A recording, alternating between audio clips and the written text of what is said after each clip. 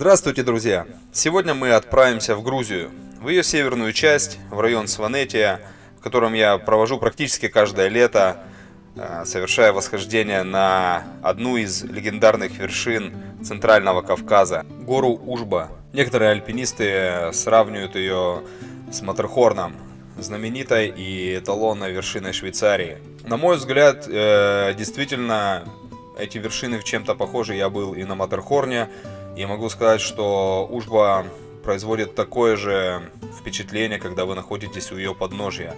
На этой вершине тренировался сам Михаил Хиргиани, Тигр Скалы, знаменитый альпинист из Сванети, который прославил свою страну и регион на весь мир, совершая фантастически быстрые на то время восхождения в Альпах, на Памире, на Тянь-Шане, ходил в высоту.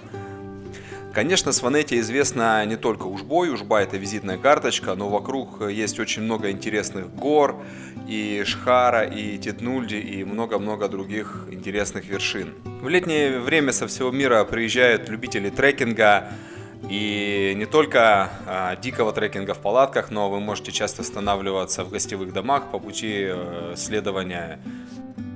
Ну и, конечно, зимняя визитная карточка Сванетии – это фрирайд. Шикарный фрирайд. В районе есть два горнолыжных курорта Хацвали и Тетнульди. Про Хацвали я немножко расскажу и покажу его в конце фильма. Курорт Тетнульди находится непосредственно под горой Тетнульди, которая тоже интересна, и я рекомендую для посещения как альпинистам, так и лыжникам. Ну и самое главное, что в этом районе, в Сванетии, проводится уже в очередной раз этап Кубка мира по Freeride World Tour. Ну, я думаю, кратко вы поняли, что зимой там тоже есть что делать, а сейчас вернемся к летнему нашему путешествию. Одна из целей, помимо, собственно, восхождения с Андреем на вершину, у нас была сделать съемки маршрута, которые, я уверен, помогут людям, которые в будущем пойдут на гору, очень детально просмотреть маршрут. Мы сходили на вершину, и после восхождения на следующий день я специально поднялся на подушку, чтобы мне хватило высоты долететь до вершины дроном, так как высотный потолок не позволял запустить с плата. Ну, мне немножко на самом деле не хватило, там метров 20-30, но я думаю, и того, что я снял, будет достаточно. Вы увидите весь маршрут, как вот он есть, и мне кажется, это красиво и круто. Я очень рад, что у нас получилось, исходить, и я больше рад, что получилось снять это все так, как я хотел.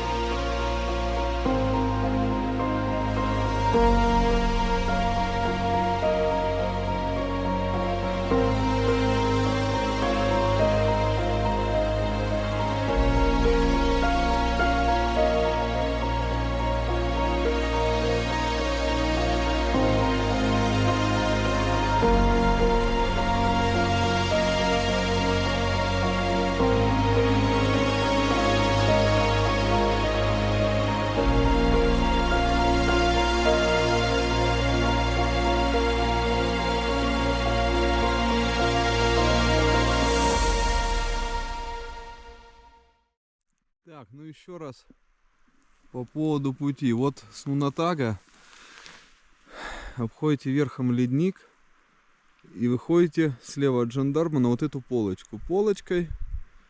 И там спускайтесь под Шхельду и оттуда. Бежите бегом, а не ловите ворон, потому что лупят камни. И до перевала. И все. Сокращается весь ледник.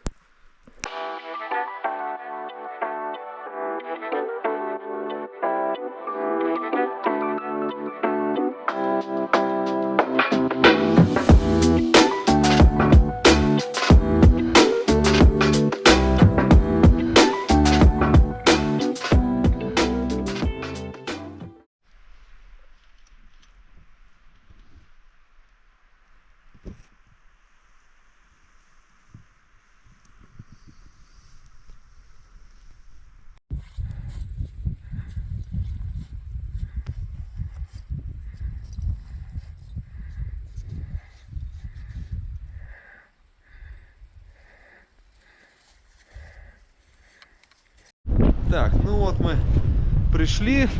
Ужбинский перевал. Вот такой он. Впечатляющий. Ужба там закрыта. Шхельда.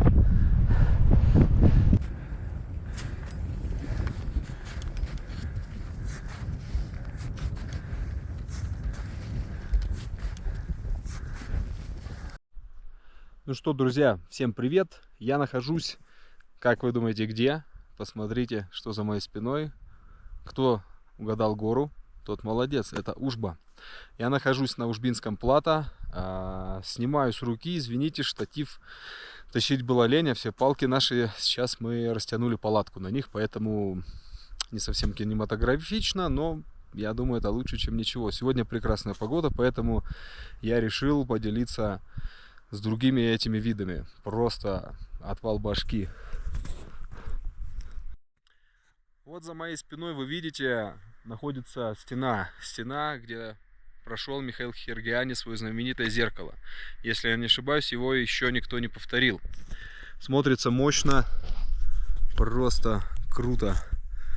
Дальше классический маршрут, на который мы, собственно, собираемся. Вот здесь Бершунд, справа сужение. Это подушка на подушку. Там дальше лопата. Лопата снежно-ледовая. И гребень в ту сторону идет вершина. Мы ее отсюда не видим. Здесь у нас Местия, Мазери. Там где-то Лайла. Дальше Малая Ужба. Чатынтау. Шировский. Перевал, кажется, академика Александрова. Ну и, собственно, знаменитый, мега популярный Эльбрус, Шхельда. Дальше там Дангузарун и остальные вершины главного Кавказского хребта. Погода сегодня у нас классная. Мы пришли сюда за 2 дня с поселка на 2800 и за следующий переход пришли сюда. И сегодня сделали день отдыха и ночью планируем пойти на вершину. Надеюсь, все будет успешно. Ну, это вы узнаете в следующих видео. Вид с палатки.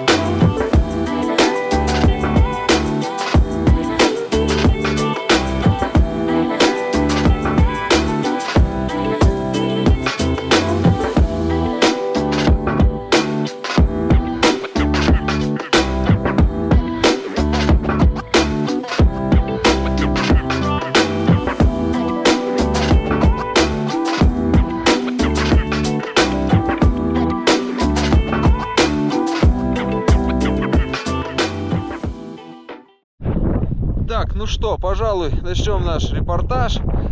Уже посветлело. В общем, третья веревка. Уж бы. В общем, скальный поясок такой противный. Вот там вылаз. И дальше вы выходите. Ну вот, станцию выкопали. А копать приходится много. И часть снега, оно просто лежит на льду, что неприятно. Дальше, собственно, туда. И уже по гребню там ориентир.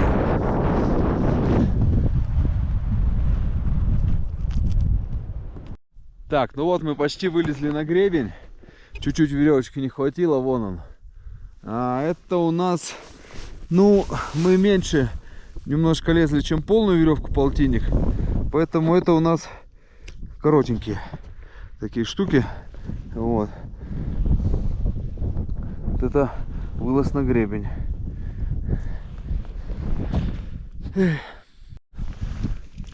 Ужбинские гребни. Это вам не это. Это вам не то.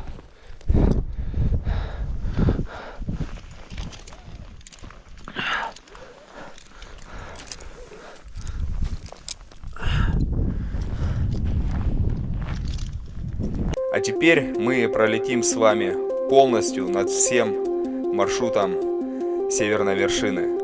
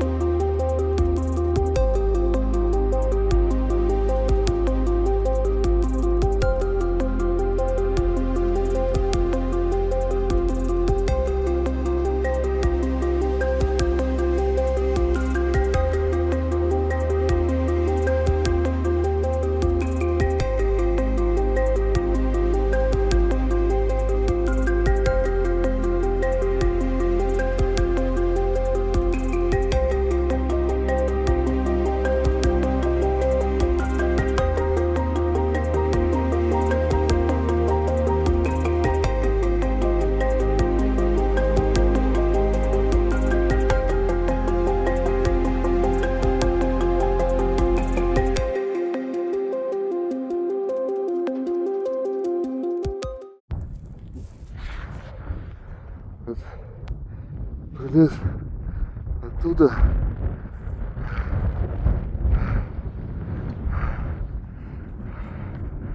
Лезь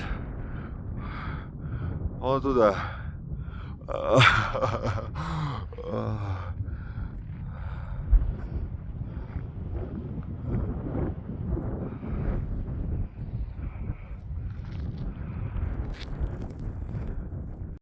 Так, смотрите.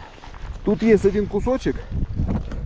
Вот покажу. Вот там крюк вбит. И можно, задумывалось лезть так на петлю. Но я пролез вот там ниже и вот там. И вышел как бы сбоку. Но для второго это не очень удобно. То есть там с той стороны вершина. Стационарный карабин с петлей здесь. Можно и здесь, но чуть-чуть сыкотно.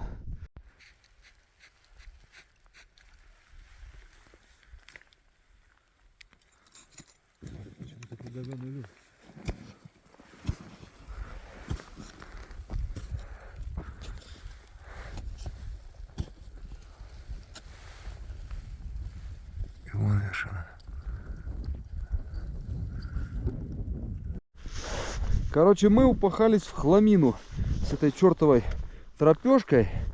Ну просто кошмар. Гора вроде как за мной, но уже задолбало. Уже 2:30, а мы вышли 2:30. На секундочку. Снега просто, и он еще такой себе. Не очень безопасный, я бы так сказал. Нет местами нормального льда, сложно найти хороший надежный лед на гребне. А для Абалакова, для страховки То есть вон с той фигни вообще черт из чего спустился. Какая-то Абалаковка в каше. Ну ладно. Ну в общем, вот она, вершина Северной Ужбы. Состояние маршрута на гребне сейчас, короче, кошмар. Посмотрите, через что страхую. Это просто жесть. Снег, то доски лавинные, то этот он. Ну короче, вон он весь. Апасян. Вышли поздно, потому что абсолютно весь маршрут приходилось ну, то, что торопить, чистить и еще не улететь с этим всем добром. Ну, короче, на халяву, как обычно, опять не получилось. Вон, южная. Так, ну что, вот и Андрей пожаловал на вершину. У нас погода, да, сегодня вообще не дает нам. На дроне хотели полетать, прилезть побыстрее. Так, сразу, да, вот гребень и что там, гребень. Короче, все, выше ничего нет на этой части. Но погоды нет, поэтому будем хомячить и вниз. Вон этот адский гребень. Так, на будущее, кому вдруг надо, смотрите. Вот это ключ маршрута. Фламинго залетел на Северную Ужбу. Люблю вас.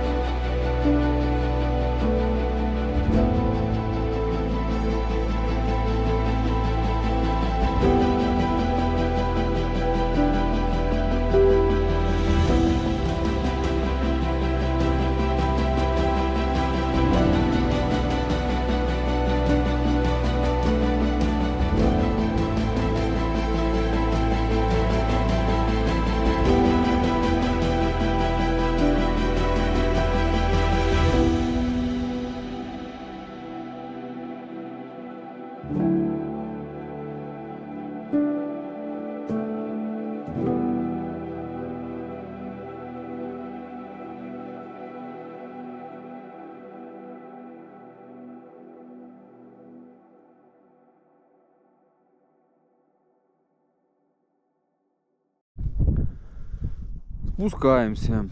Андрей бур крутит. Вот с таких вот. Здрасте. Так, ну легкий экскурс в какой вот заднице вот это вот все сегодня приходилось торопить весь маршрут. И это еще такое раскисшее все. Не везде есть нормальный лед. Андрей, он бурчик крутит на страховочку. Ну все, видимость пропала.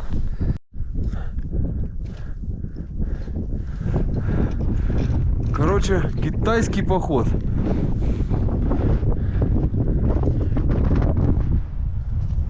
Никакой нормальной тебе погоды. Только сейчас что-то началось. И к вечеру погода. Смотрите, разведнелась, блин.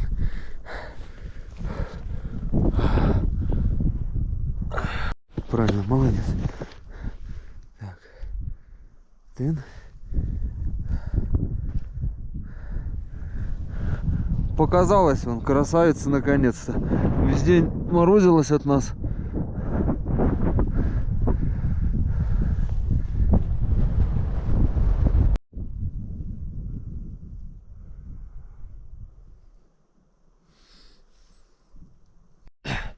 Ну что, всем привет. Опять с руки снимаю, извините, не до штативов. Вчера мы сходили на Северную Ужбу. Таки залезли, но прям потрудиться пришлось серьезно. Тропить пришлось от палатки и до самой вершины. Причем гребень, ну я уже говорил в предыдущих съемочках. Ой, не хотел бы я еще раз ходить гребень в таком состоянии. Отвратительный, противный снег. Но мы сходили, и заняло все у нас это от палатки в палатку 23 часа. То есть прям мы напахались нормально. И сейчас я поднялся специально вот на подушку, чтобы хватило высоты дрона снять вам этот гребень. Ну, что-то я снял. Надеюсь, вам понравится. И может даже это будет кому-то полезно просмотреть маршрут. Я в принципе пролетел над всем маршрутом. Там видна линия будет.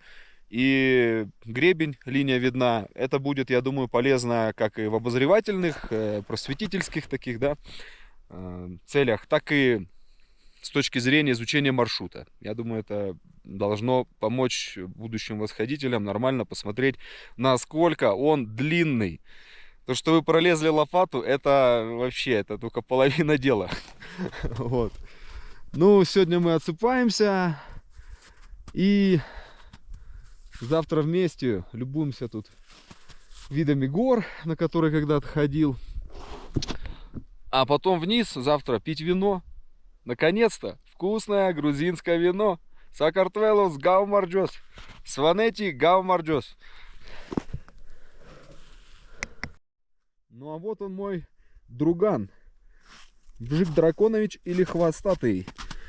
Почему Драконович? Потому что этот братишка побывал в драконьей пещере в Аладагларе.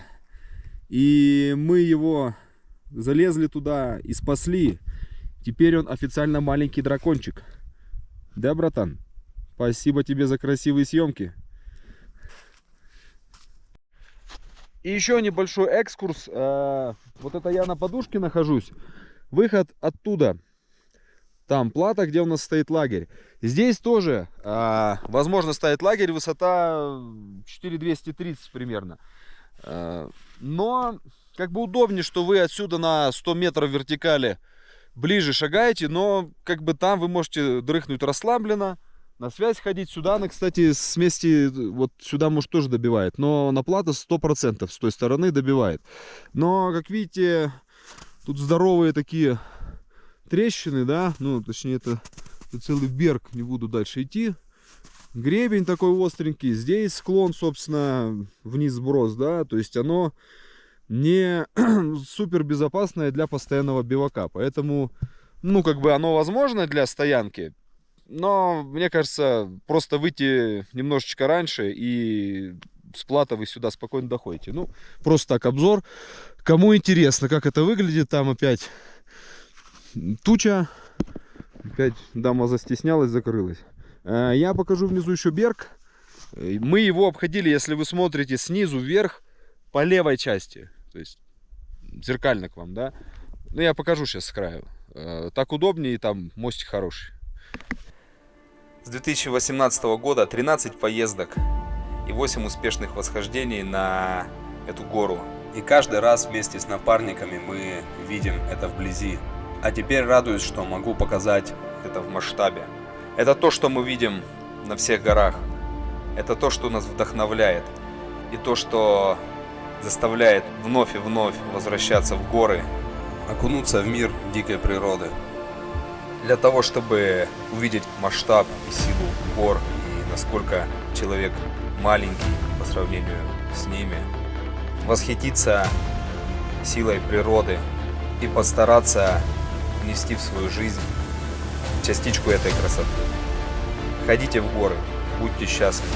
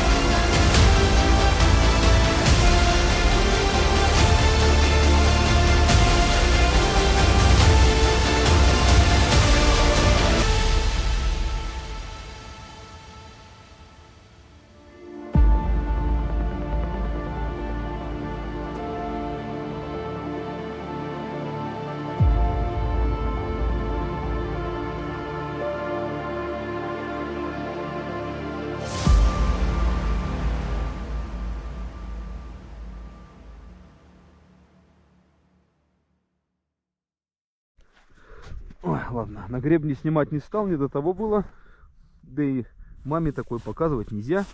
Ай, тут, ладно, тут не сильно страшно.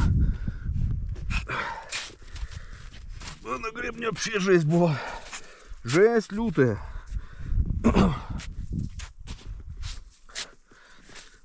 Там прям...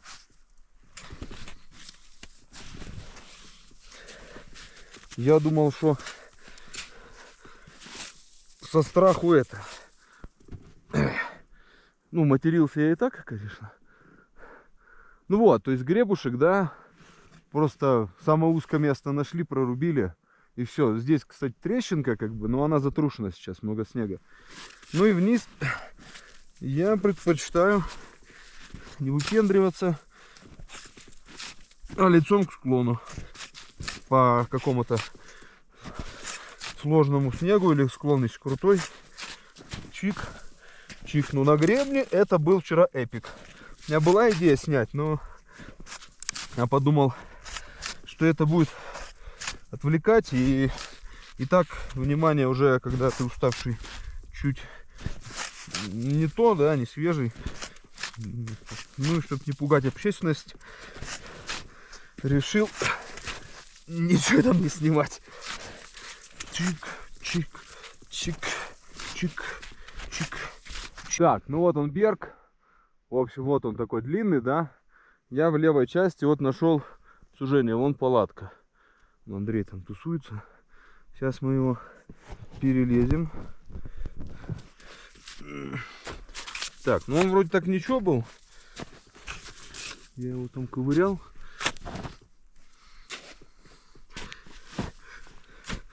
Точнее, было все тут не так. Вот так. И дальше, главное, не как вчера. Оп. Вчера чуть нырнул. Чук. Оп. Но тут он плотненький. Вот. Дын-дырын-дырын. Затрушенный. Да, видно, наверное. Так, вот. Левая часть берга. Дын. И туда натоптал. Правда, я, наверное, ошибся. Стиль бухой змеи, это, наверное, она же прямо ползает. Может, с поворотами под 90 какими-то там такими геометрическими. Это ж обычное так ползает. Тут я так и натоптал вчера. Ну, в общем, берег здоровый. Сейчас затрушенный. И в правой части, ну, наверное, хуже. Поэтому подходите в левую, перелазите и вон туда, в дырку. Ну, где накопаете, состояние разное. Для ориентира вон палатка. В тумане. Слева трещины. Так, ну и шагаем по склончику ледорубчиком.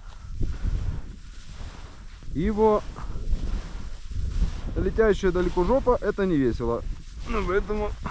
Ух ты, как провалимся-то, ёханый. Ледоруб, ну, практически всегда с собой беру. Если надо, там из-за спины достал. Оп, и сразу там какая-то надежность появляется.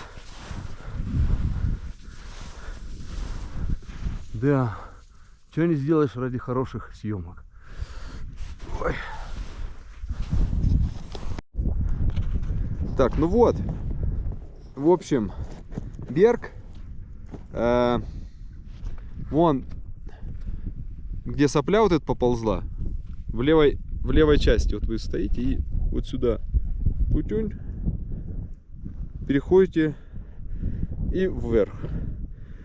Казалось, что здесь можно, но здесь оказалось как бы логичнее, ближе и удобнее. И вот тут ужом вверх.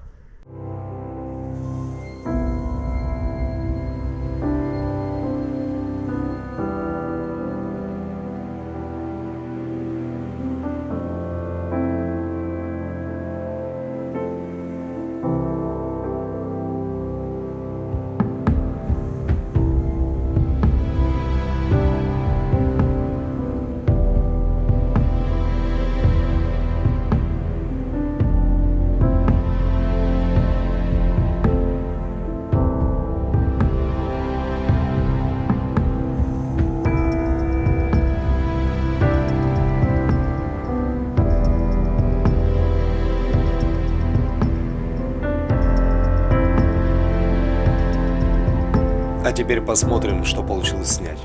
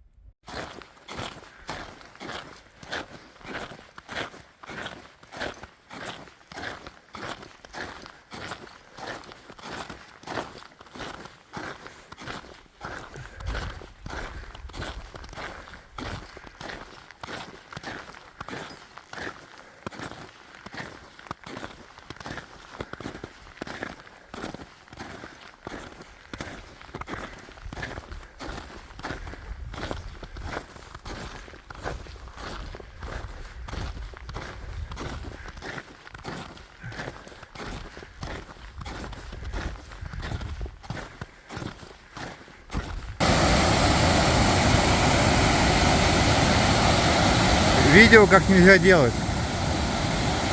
В шлепках переходить такую речку.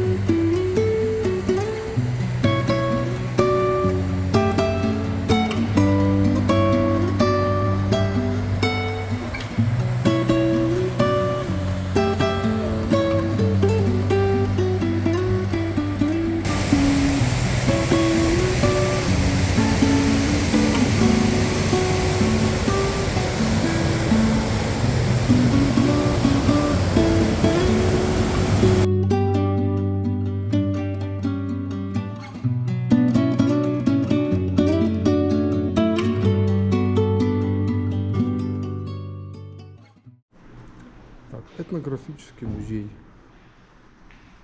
Интерьерчик хороший.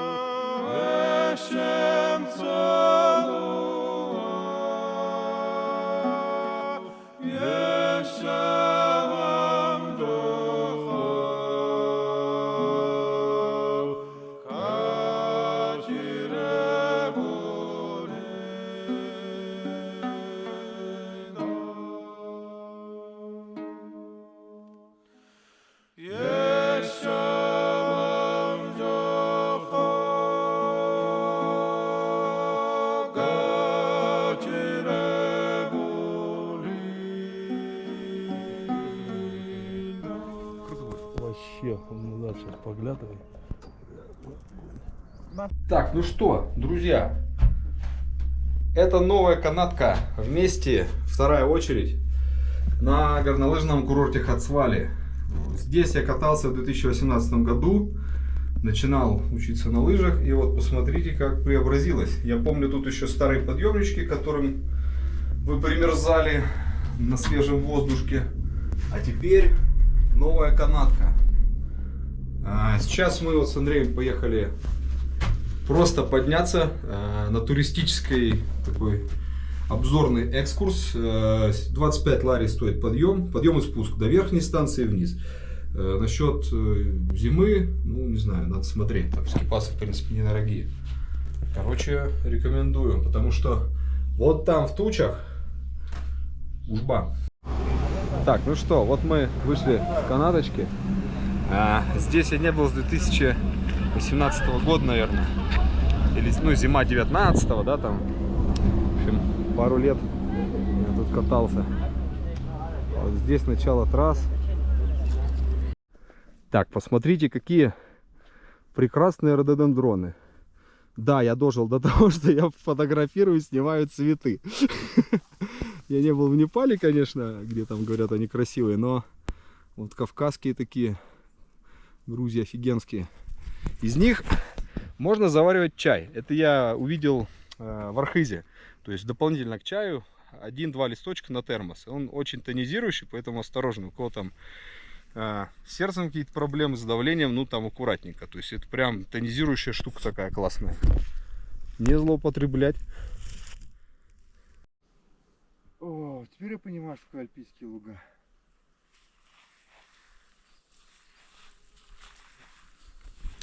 Да, ребята, альпийские луга в Сванетии. Тут какие-то железки стоят, понятно, но очень красиво.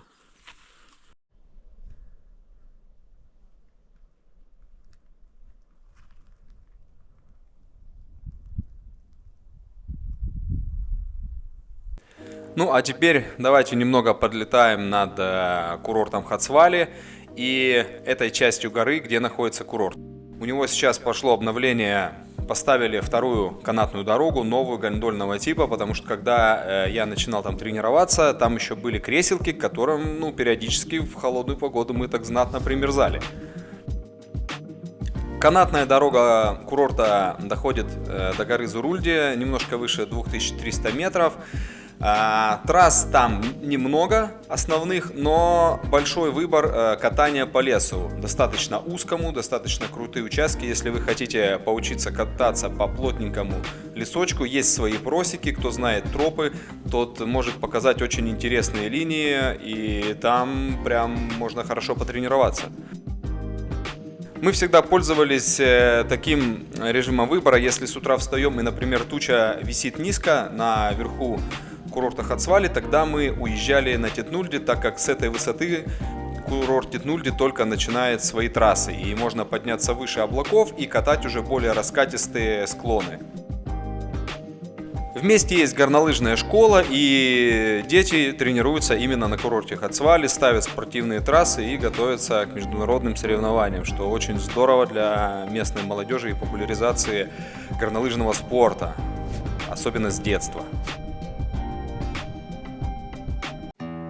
Есть многие вершины, на которых я мечтал побывать с юности. Это и Матерхорн, это и Ужба, и на самом деле и вторая, и первая вершины для меня были сюрпризами, когда я на них попал, потому что, ну, поехать на Ужбу одно дело, а так, чтобы получилось у вас туда залезть и еще не раз, это совершенно другое, потому что гора очень своенравная в плане погоды, в плане того, что рельеф все-таки на Кавказе рушится, нужно знать особенности горы. Ну, Швейцария, понятно, да, просто далекая, дорогая страна, но там тоже спасибо моему другу Коле, который привез меня туда.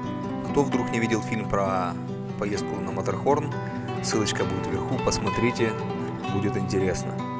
И я могу сказать, что да, вот эти две вершины у меня занимают особое место как бы в списке не только как восхождение, но и каких-то эмоций от этих вершин. Это две очень особенные и чем-то похожие горы, на которых, ну, если ты побывал, прям какая-то гордость, конечно, присутствует.